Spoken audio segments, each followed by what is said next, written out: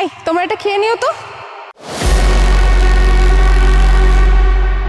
মা, ভাইয়া, মা ভাইয়া এখানে রাস্তায় ভিক্ষা করতেছে। বাবা আমি খামো। আইসা আইসা ম্যাডাম, এই মায়ে তো এটা খায়া ফেলাইছে, এটো হয়ে গেছে, আপনি খাইতে পারবেন না, নিতেও পারবেন না। না না, আমার আমার কিছু লাগবে না। আপনার মাকে আরো কিছু খাবে? তাহলে চলুন আমি কিনে দেই। না না ম্যাডাম, লাগবো না। আপনি একটা রুটি দিচ্ছেন, এটা আমার মায়ের জন্য হয়ে যাইব, আমার না খাইলেও চলবো, আমার মায়ে খাইছে তো, লাগবো না, আমাকে কিছু লাগবো না। কিছু মনে করবেন না, মানে আপনাকে আর আপনার মাকে দেখে মনে হচ্ছে না যে আপনারা আসলে ভিখারি। আপনাদেরকে দেখে মনে হচ্ছে যে আপনারা কোনো ভালো পরিবারের।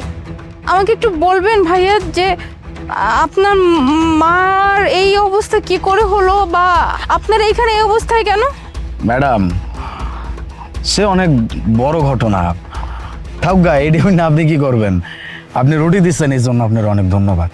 হ্যাঁ তা বুঝতেছি, আসলে আমার জানার কোনো অধিকার নাই, কিন্তু তবু বললাম না, আপনাদেরকে দেখে আমার মনে হচ্ছে না যে আপনারা রাস্তায় ভেবে মানুষের কাছে হাত পেতে খাওয়ার মানুষ। আর আপনার মাকে দেখেও মনে হচ্ছে যে আপনার মা বোধহয় অসুস্থ। আন্টি কি হয়েছে? ম্যাডাম, আমার মায়ের মানসিক ভারসাম্য ঠিক নাই। ওই নিজের সন্তান যদি কোনোদিন কোনো মায়ের ঘাড় ধাক্কা দিয়ে বাইর করে দেয়, তাইলে কি কোনো মায় সেটা সহ্য করতে পারে? সহ্য করতে পারে নাই। বুঝলাম না, নিজের সন্তান মানে? আপনি তো তার সন্তান পাশেই আছেন, তাহলে কি এমন হয়েছে আমাকে একটু খুলে বলবেন? ম্যাডাম, আমার মায়ের 3 সন্তান, মানে আমরা 3 ভাই বোন। আমি বড় বলা, আমার ছোট একটা ভাই আছে আর ছোট্ট একটা বোন আছে। বোন আসলে দেশে থাকে না, আর দেশের বাইরে পড়াশোনা করে। আমি আমার মাইয়া এমনি করে গেছে, আমার লিগে কত কিছু লইব না, তোমারে কিন্তু দিম। আর ওরে না দিব না, তো আমার কেবল শুধু মারে, আমি ওরে কিন্তু দিব না, আমি তোমারে দিব। তুমি খাইবা, তোমারও দিব। আমার মাইয়া অনেক টাকা লইব, এত বড় গাড়ি আনবো, আমি উঠবো, তুমি উঠবা? আচ্ছা আমি উঠবো। কিছু মনে করেন না, আমার ছোট বোন দেশের বাইরে থাকে তো, আমি আর আমার ছোট ভাই মায়ের লগে থাকতাম। আব্বা সেই ছোটবেলায় মইরা গেছে। আব্বা মইরা যাওয়ানোর পর থেকে আমি আর কোনো পড়াশোনা করতে পারি নাই, হইতে পারেন এক রকমের মূর্খ হই।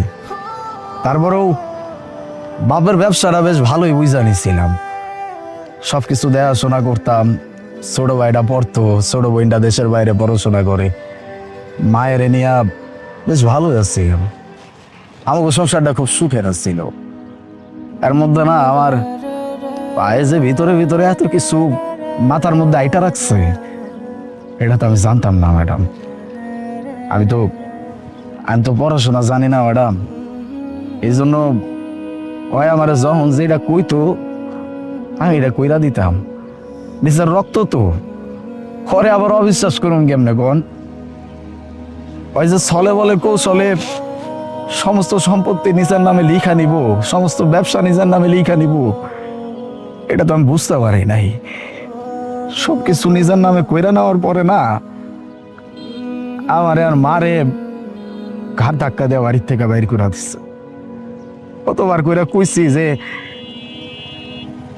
আমারে বাইর করে দে, আমার কোনো সমস্যা নাই, তুই মায়ের তোর কাছে রাখ।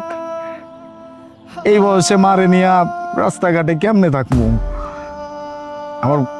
আমার কথা মনে নাই, 2 জনের একলগে বাইর করে দিচ্ছে। এখন মায় নাই কষ্টটা সহ্য করতে পারে নাই, দেখতেছেন না কেমন করতেছে, এরমই করে। কি বলতেছেন? মানে মানুষ এতটা জঘন্য কিভাবে হয়? হ্যাঁ, নিজের বড় ভাই নিজের মাকে এইভাবে বাড়ি থেকে বের করে দিছে? হ্যাঁ, আরে যে ভাই তার জন্য এত কিছু করলো, একটাবার চিন্তা করলো না যে আমার ভাইটাকে আমার মাটাকে যদি বের করে দিয়ে তারা কোথায় যাবে? আচ্ছা ভাইয়া, আপনি আপনি আপনার এই ছোট ভাইয়ের বিরুদ্ধে কেন কোনো স্টেপ নেন নাই? আপনি চাইলেই তো আপনার ভাইয়ের নামে যে থানায় কোনো একটা অভিযোগ করতে পারতেন যে আপনার ছোট ভাই আপনাকে বাড়ি থেকে বের করে দিয়েছে, আপনার মাকে সহ। কি কোন ম্যাডাম, আমারই তো রক্ত, নিজের রক্ত রেখেও কোনোদিন কোনোভাবে আঘাত করতে পারে? তাইলে না নিজেরই লাগবো। আমার ভাই আমার লোকে খারাপ করছে, তাই কি হইছে? আমি তো বড় ভাই, আমার তো একটা দায়িত্ব আছে না? আমি কি আমার ছোট ভাইয়ের লগে এডি করতে পারি? হয় যদি আমগো লগে এডি করে সুখী হয় তাইলে আমাকে কোনো সমস্যা নাই। এমন একটু কষ্ট হইতাছে, তাই একটা কামের ব্যবস্থা হয়ে গেলে সব ঠিক হয়ে যাবে। আমার বড় ভাইয়ার মার সাথে এরকম জঘন্য কাজ করলো আপন? মুনা, ভাইয়া, মা, তোমাদের এই অবস্থা! আমার আমার বড় ভাইয়ার মাকে আমি এইভাবে রাস্তা দেবো আমি কোনো কল্পনাও করি নাই। আমার লিগে চকলেট আনছো তুমি? আমি না অনেকগুলি চকলেট খামো, ও অনেক খাবার খাম, এত খাবার আনছো আমার লিগে, খাবার আনছো। আমি ওরে দিমু, তোমারও দিমু, ওরে দিমু না। আনছো আমার চকলেট দাও, আমি চকলেট খামো, চকলেট দাও। আমার মাটার কি অবস্থা করছে ওই জানোয়ারটা! ভাইয়া ভাইয়া, তুমি জানো, হ্যাঁ, আমি যখন পড়াশোনা করে দেশে ফিরছি, আমি যখন জিজ্ঞেস করলাম ভাইয়া কোথায়, মা কোথায়, আমাকে কি বলছে জানো? আমাকে বলছে তুমি নাকি একটা মেয়েকে বিয়ে করছো, একটা মেয়েকে বিয়ে করে সেই মেয়ের সাথে গিয়ে থাকছো, আর মাকেও তোমাদের সাথে নিয়ে গেছো। তুমি নাকি এইটা বলে গেছো যে আমার আর আপনের সাথে তোমার আর তোমার মায়ের কোনো সম্পর্ক নাই, তুমি তোমার বউ তোমার মাকে নিয়ে নাকি সুখে শান্তিতে জীবন কাটাতে চাও। বিশ্বাস করো, আমার না প্রথমে বিশ্বাস হয় না, কিন্তু আপন আমাকে এমন ভাবে বললো, তখন আমার কাছে মনে হয়েছে যে ভাই আমার জন্য জীবনে এত কিছু করছে, কষ্ট করে আমাকে এত দূর লেখাপড়া করেছে, দেশের বাইরে পাঠাইছে, সেই ভাই যদি নিজের সুখে থাকতে চায় আর নিজের সুখের জন্য যদি বলে যে তার বোনকে দরকার নেই, তার ভাইকে দরকার নেই, থাক, আমি আর ভাইয়ের সাথে দেখা করব না। আমার ভাইয়ের সুখটাই আমার কাছে আগে। আমার ভাই যদি সুখে থাকে ব্যাস, আমার লাগবে না। কিন্তু বিশ্বাস করো, প্রত্যেকটা দিন আমি তোমাদেরকে খুব মিস করতাম, মাকে মিস করতাম, তোমাকে মিস করতাম। কিন্তু আজকে যখন আমি রাস্তা দিয়ে যখন যাচ্ছিলাম তোমাদেরকে দেখলাম, আমার একটা মুহূর্তের জন্য বিশ্বাসই হয় না যে আমার মার বড় ভাই ভাবে রাস্তায় বসে আছে। মানে আপন তোমাদের সাথে এত জঘন্যমূলক একটা কাজ করছে শুধুমাত্র তোমার সম্পত্তির জন্য। হ্যাঁ ভাইয়া, আপন কি এইটা জানতো না? হ্যাঁ, ও যে সম্পত্তি তোমার কাছ থেকে নিছে সেই সম্পত্তির মালিক শুধুমাত্র তুমি। কত কষ্ট করে সবকিছু তুমি করছো, আর ওই অমানুষটা তোমার কাছ থেকে সবকিছু নিয়ে নিচ্ছে। হ্যাঁ, তোমাকে আর মাকে এইভাবে রাস্তায় বের করে দিচ্ছে। ভাইয়া, আমি আর কোনো কথা শুনবো না, তুমি এক্ষুনি মাকে নিয়ে বাড়িতে চলো। না রে বোন, সমস্যা নাই, ওই বাড়িতে আসলে আর যাওয়ার কোনো ইচ্ছা নাই রে। সেই বাড়ি থেকে আমারে আর আমার মায়ের ঘাড় ধাক্কা দিয়ে বাইর করে দিচ্ছে, ওই বাড়িতে আর কেমনে যাই?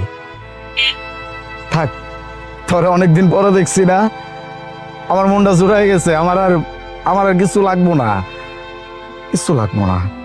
ভাইয়া, ওই আপন তোমার আর মার সাথে যা কিছু করছে, ওর কাছ থেকে আমি এটা সুদে আসলে শোধ করব।